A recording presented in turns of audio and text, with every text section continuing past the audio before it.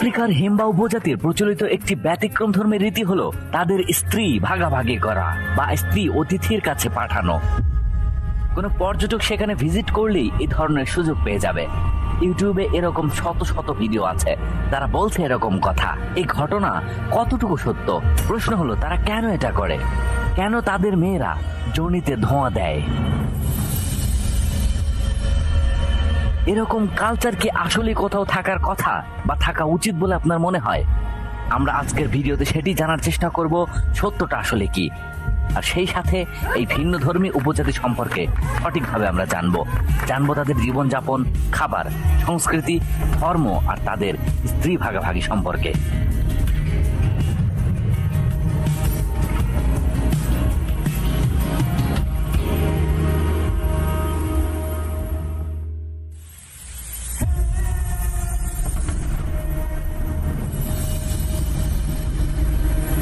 Himba সমাজে প্রচলিত একটি ব্যতিক্রম ধর্মের রীতি হলো ওকু জেপিসা ওমোকাজেন্ডু, যার আক্ষরিক অর্থ স্ত্রী ভাগাভাগি করা বা স্ত্রী অতিথির কাছে পাঠানো। পৃথিবীর আর সব জাতির মতো তাদেরও বিয়ে হয়, তারাও পরিবার গঠন করে এবং সন্তান জন্ম দেয়। যৌনতা মানুষের একটি স্বাভাবিক প্রক্রিয়া, তবে এই প্রক্রিয়া তখনই বৈধ হয় যখন নারী এবং পুরুষ বিবাহ বন্ধনে আবদ্ধ হয়। সারা বিশ্বব্যাপী এটাই মানা হয়। কিন্তু এই স্বাভাবিক প্রক্রিয়া অস্বাভাবিক ভয়ঙ্কর হয়ে ওঠে যখন একটি পবিত্র বন্ধন বিয়ে ছাড়া সংঘটিত হয়। হিম্বাদের নিয়ে এই কারণেই মানুষের এত কৌতূহল, কারণ তাদের বাড়িতে কোনো অতিথি এলে স্ত্রীকে সেই অতিথির কাছে রাতে শুতে দেয় এবং শুধু শোয়া নয়, তারা চাইলে যৌন সঙ্গমে লিপ্ত হতে পারে। কিন্তু প্রশ্ন হলো, এটা কি সত্যি? আসলেই কেমন হয়? উত্তর হলো হ্যাঁ, এটা সত্যি। কিন্তু আমরা যেমন করে ভাবি ব্যাপারটা তেমন নয়। প্রকৃতপক্ষে কেমন সেই রীতি এবং কেনই বা স্ত্রী ভাগের এই সংস্কৃতি, আমরা এর বিস্তারিত জানব। তবে তার আগে আসুন জেনে নেই হিম্বাদের পরিচয়। হিম্বা উপজাতি হচ্ছে আফ্রিকার দক্ষিণ পশ্চিম অংশে অবস্থিত নামিবিয়া রাষ্ট্রের একটি আদিবাসী গোষ্ঠী। এদের মূল বসতি দেশটির উত্তর পশ্চিমাঞ্চলের কুনেনে অঞ্চল, যা উপশহরকে কেন্দ্র করে বিস্তৃত।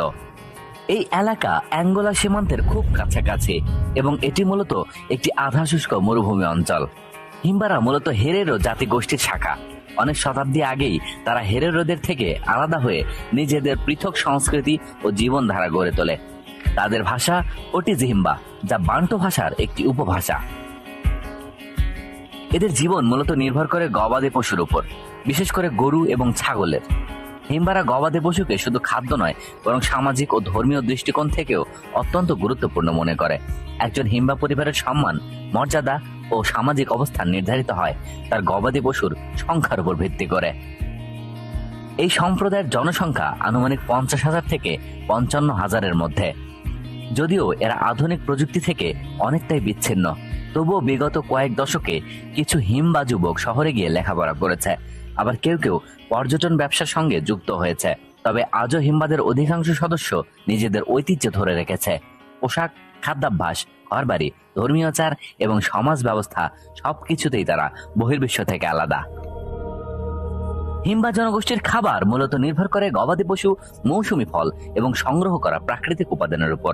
যেহেতু তারা একটি আধা যাযাবর সম্প্রদায় এবং বসবাস করে একটি শুষ্ক প্রায় মরুভূমির মতো অঞ্চলে, তাই তাদের খাদ্য তালিকা খুব বৈচিত্র্যময় না হলেও পরিবেশের সঙ্গে খাপ খাইয়ে নেওয়া এবং টিকে থাকার জন্য যথেষ্ট কার্যকর। গরু ও ছাগলের দুধ তাদের খাদ্য সংস্কৃতির কেন্দ্রবিন্দু। হিম্বারা কাঁচা দুধ, টক দুধ এবং কখনো কখনো ঘন করে দুধ রান্না করেও খায়। খাবারে প্রোটিনের ঘাটতি পূরণ করতে হিম্বারা মাঝে মধ্যে জীবন্ত গরুর ঘাড়ের ধমনী থেকে কিছুটা রক্ত সংগ্রহ করে এবং সেটা দুধের সঙ্গে মিশিয়ে খায়। এই প্রথা অনেকটা পূর্ব আফ্রিকার মাসাই সম্প্রদায়ের মতোই। রক্ত সংগ্রহের পরে গরুর অবস্থান শুশ্রূষা করা হয় যাতে প্রাণীটি বেঁচে থাকে। যেহেতু নামিবিয়ার উত্তরাঞ্চল খুব একটা উর্বর নয়, তাই চাষাবাদ তেমন হয় না। তবে তারা বিভিন্ন প্রাকৃতিক শিকড়, বুনো ফলমূল ও গুল্ম সংগ্রহ করে। সাধারণত উৎসব বা কোনো অতিথি না এলে তারা পশু জবাই করে না। আজ এদের গ্রামে একটি উৎসব হচ্ছে, তাই তারা একটি ছাগল উৎসর্গ করবে। হিম্বাদের কাছে পশুই সব। এখানে টাকা বা ডলারের কোনো হিসাব হয় না। তারা কিন্তু ছুরি বা চাকু দিয়ে পশু জবাই করে না। তারা পশুর গলার উপর এরকম ভর দিয়ে শ্বাসরোধ করে মেরে ফেলে। তারা কেন এটা করে? কারণ তারা পশুর দেহে বেশি রক্ত পছন্দ করে। জবাই করলে রক্ত বের হয়ে চলে যায়। তারা ছাগলের ভেতরের পেটের শিরা উপসেরা নাড়ি ভুঁড়ি দেখে ভবিষ্যৎবাণী করতে পারে। একটি বিখ্যাত পুরুষ মারা যাবে, আমার মনে হচ্ছে এটা হচ্ছে প্রধানমন্ত্রী। আমি আরো দেখতে পাচ্ছি একজন মানুষ কার অ্যাক্সিডেন্টে মারা যাবে। মাংসগুলো টুকরো করে কাটা হচ্ছে। ছাগলের সমস্ত দেহাবশেষ একটি পাত্রে রান্না করা হয়। এগুলো হচ্ছে মোপানি পোকা। এদের খুব পছন্দ। মোপানি গাছ থেকে পোকাগুলো সংগ্রহ করে তারা রোদে শুকাতে দেয়। তারা এভাবেই পোকা খেতে পছন্দ করে। এই মোপানি পোকা তাদের অনেকটাই প্রোটিনের ঘাটতি পূরণ করে। তারা এই পোকা মাঝে মাঝে সিদ্ধ করে এবং তাদের আটার মতো খাবার, এর নাম পরিজ, এর সাথে খায়। আর এই খাবারটি তারা ভেড়ার দুধ দিয়ে তৈরি করে, কিছুটা আমাদের পায়েসের মতো, যদিও তারা চিনি মিক্স করে না, শুধুমাত্র লবণ দিয়ে রান্না করে। গ্রামের মহিলারা দূর থেকে পানি নিয়ে আসে এবং রান্নায় ব্যবহৃত খড়ি লাকড়ি সংগ্রহ করে। তারা রান্না বান্না করে এবং সন্তানদের লালন পালন করে। আর পুরুষদের কাজ হলো পশুপালন করা।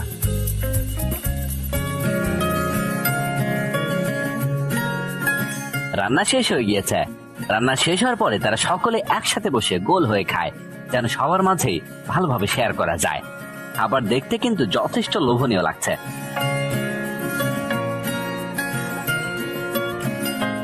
তারা পশুর চামড়া দিয়ে চাদর বানায়। এখন উৎসবের সময় তারা গানের তালে তালে নাচবে, আনন্দ করবে।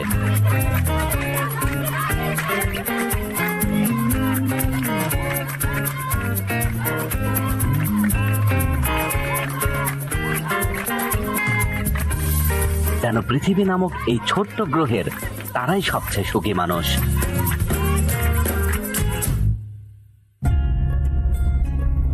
কিংবা জনগোষ্ঠীর জীবনধারা গঠিত হয়েছে তাদের পারিপার্শ্বিক পরিবেশ ও জলবায়ুর উপর ভিত্তি করে।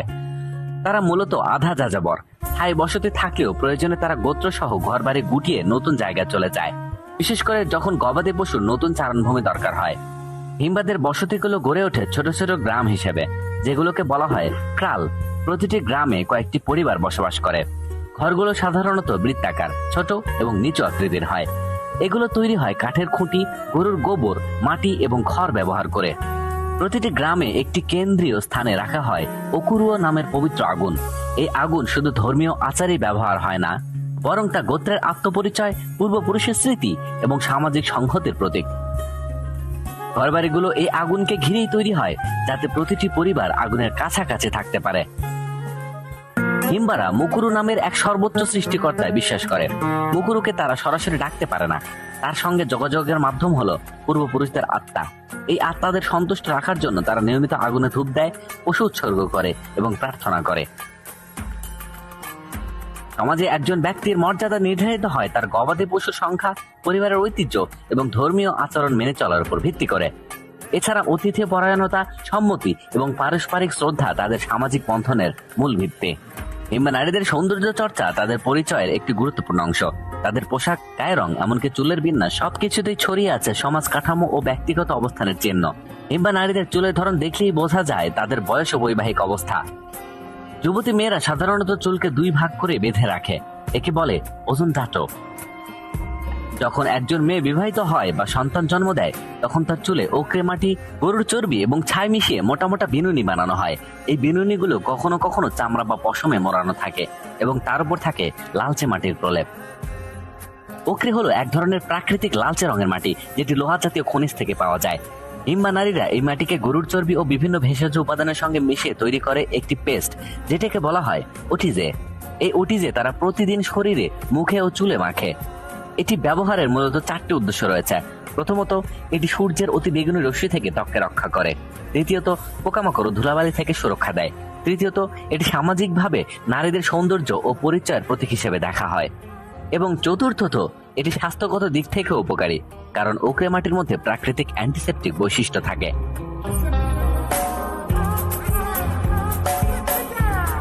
নামিবিয়ার উত্তপ্ত শুষ্ক পরিবেশে হিম্বা সম্প্রদায়ের পানির ব্যবহার অত্যন্ত সীমিত। তাদের বসবাসের এলাকাগুলোতে পানি পাওয়া কঠিন। এই কারণে হিম্বা নারীরা বিকল্প এক পদ্ধতিতে নিজেদের পরিচ্ছন্ন ও সুগন্ধি রাখে। এটি হলো ধোঁয়ার মাধ্যমে। হিম্বা নারীরা সুগন্ধি গুল্ম পাতা, যেমন কমিফোরা জাতীয় গাছের ছাল ও শিকড় ছোট মাটির পাত্রে আগুনের উপর রেখে ধোঁয়া তৈরি করে। এরপর তারা সেই ধোঁয়ার উপরে বসে থাকে, অনেকটা স্টিম বাথের মতো। এই পদ্ধতিতে শরীর থেকে ঘামের গন্ধ দূর হয় এবং ধোঁয়ার সঙ্গে থাকা ভেষজ উপাদান ত্বকে শোষিত হয়। এই ধোঁয়া শুধু শরীরের বাইরের অংশে সীমাবদ্ধ নয়, নারীরা তাদের অন্তর্বাস সরিয়ে ধোঁয়ার মধ্যেই বসে থাকে। এটি তারা করে যোনি অঞ্চলে জীবাণু প্রতিরোধ ও দুর্গন্ধ দূর করার জন্য। তাদের বিশ্বাস অনুযায়ী এটি যৌন স্বাস্থ্য ভালো রাখে, সংক্রমণ প্রতিরোধে সহায়তা করে এবং সন্তান ধারণে সহায়তা করে।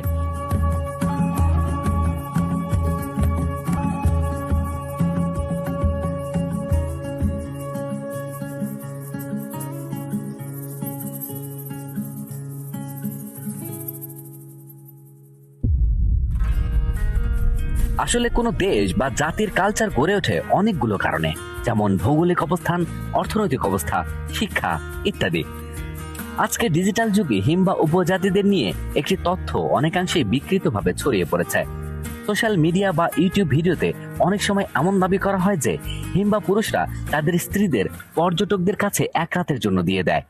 এই বক্তব্যটি শুধু ভ্রান্তই নয়, বরং এটি হিম্বাদের সাংস্কৃতিক বাস্তবতাকে অপমান করা। তাহলে এই ধারণাটি এলো কোথা থেকে? এই গুজবের উৎস মূলত হিম্বা সমাজের একটি প্রাচীন রীতি, যেটাকে বলা হয় ওকু জেপিসা ওমোকাজেন্ডু, অর্থাৎ স্ত্রীকে অতিথির সঙ্গে রাত কাটানোর অনুমতি দেওয়া। তবে এই রীতি পর্যটকদের উদ্দেশ্য নয়, বরং গোত্র বা সম্প্রদায়ের মধ্যে ঘনিষ্ঠতার প্রতীক। আর এটি শুধুমাত্র সম্মোদিত হয়, জোরপূর্বক কিছু নয়। হিম্বা সংস্কৃতিতে কোনো ঘনিষ্ঠ বন্ধু বা গুরুত্বপূর্ণ আত্মীয় দূর থেকে বেড়াতে এলে বাড়ির পুরুষ সদস্য তার স্ত্রীকে এক রাতে অতিথির সঙ্গ দেওয়ার প্রস্তাব দিতে পারে, কিন্তু এটাও নির্ভর করে স্ত্রীর সম্মতির ওপর। এটি সম্পূর্ণ স্বেচ্ছাসেবী এবং তাতে কোনো বাধ্যবাধকতা নেই। এই প্রথার মূল উদ্দেশ্য যৌনতা নয়, বরং সম্মান, আতিথেয়তা এবং পারস্পরিক আস্থা প্রকাশ করা। তবে এই অনুমতি দেওয়ার ক্ষেত্রে দুটি বিষয় অপরিহার্য। প্রথমত, স্ত্রীকে জোর করা হয় না, তিনি চাইলে তবেই তা ঘটে। দ্বিতীয়ত, এই প্রথা শুধুমাত্র হিম্বা সম্প্রদায়ের অভ্যন্তরেই ঘটে, বাইরের লোকের জন্য নয়। এই রীতির পেছনে যৌনতার চেয়ে অনেক বড় বিষয় রয়েছে, বিশ্বাস এবং বন্ধন। স্ত্রীকে অতিথির সঙ্গে রাত কাটাতে দেওয়া মানে হলো, আমি তোমাকে এতটাই বিশ্বাস করি, তুমি আমার ঘরের অংশ হতে পারো। এটি এক ধরনের সামাজিক চুক্তি, যা হিম্বাদের মধ্যে পারস্পরিক শ্রদ্ধা ও আস্থাকে দৃঢ় করে। এটি কোনোভাবেই স্ত্রী পরিবর্তনের চর্চা নয়। এখানে স্ত্রীর স্থান থাকে অটুট এবং পুরো পারিবারিক কাঠামো একই থাকে। এই আচার নিয়মিত নয়, বরং খুব নির্দিষ্ট পরিস্থিতিতে ঘটে, যেমন কোনো গুরুত্বপূর্ণ অতিথি এলে বা কোনো বিশেষ পারিবারিক সংকেত হিসেবে। তাদের কাছে এই প্রথা নারীর অসম্মানের প্রতীক নয়, বরং নারী এখানে নিজেই সিদ্ধান্ত গ্রহণের ক্ষমতা রাখে। অনেক নারী এই প্রথাকে নিজেদের মর্যাদার অংশ মনে করে, কারণ এতে বোঝায় যে তারা সেই পুরুষের পরিবারের গুরুত্বপূর্ণ অংশ, যার মাধ্যমে অতিথিকে সর্বোচ্চ সম্মান দেখানো হচ্ছে। বর্তমানে এই রীতি অনেক ক্ষেত্রেই ম্লান হয়ে এসেছে।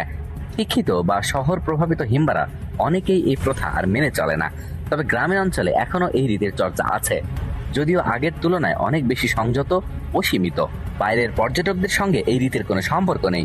হিম্বারা বিদেশি দর্শনার্থীদের সঙ্গে এমন আচরণ করে না, বরং তারা সাধারণত ভিনদেশীদের প্রতি কিছুটা রক্ষণশীল এবং সচেতন থাকে, কারণ বাইরের লোকজন তাদের সংস্কৃতিকে ভুলভাবে উপস্থাপন করতে পারে বলে তারা মনে করে। এই গুজব ছড়িয়ে দেওয়ার ফলে হিম্বা নারীরা অহেতুক লজ্জা ও বিভ্রান্তির মধ্যে পড়ে যায়। অনেক পর্যটক ভুল ধারণা নিয়ে গ্রামে যায়, যা তাদের আতিথেয়তাকেও ক্ষুণ্ণ করে। অতএব এই রীতিকে স্ত্রীদান বা স্ত্রী ভাড়া বলা একেবারেই ভুল।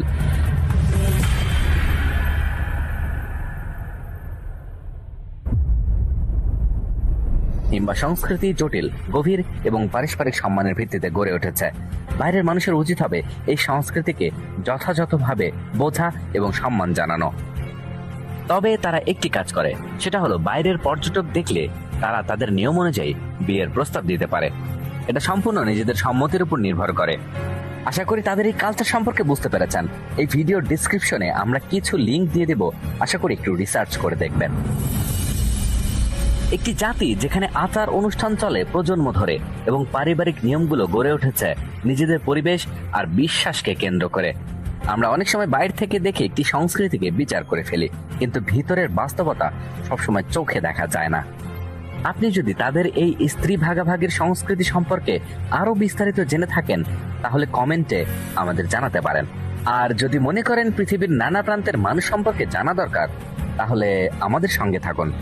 এই ভিডিওটি যদি আপনার চিন্তা ভাবনা নতুন জানালা খুলে দেয়, তাহলে আমাদের চ্যানেল সাবস্ক্রাইব করুন। এখানে আমরা তুলে আনি সেই গল্প যেগুলো সাধারণত চোখের আড়ালে থেকে যায়। আজকের ভিডিও এ পর্যন্তই। ভালো থাকবেন সবাই।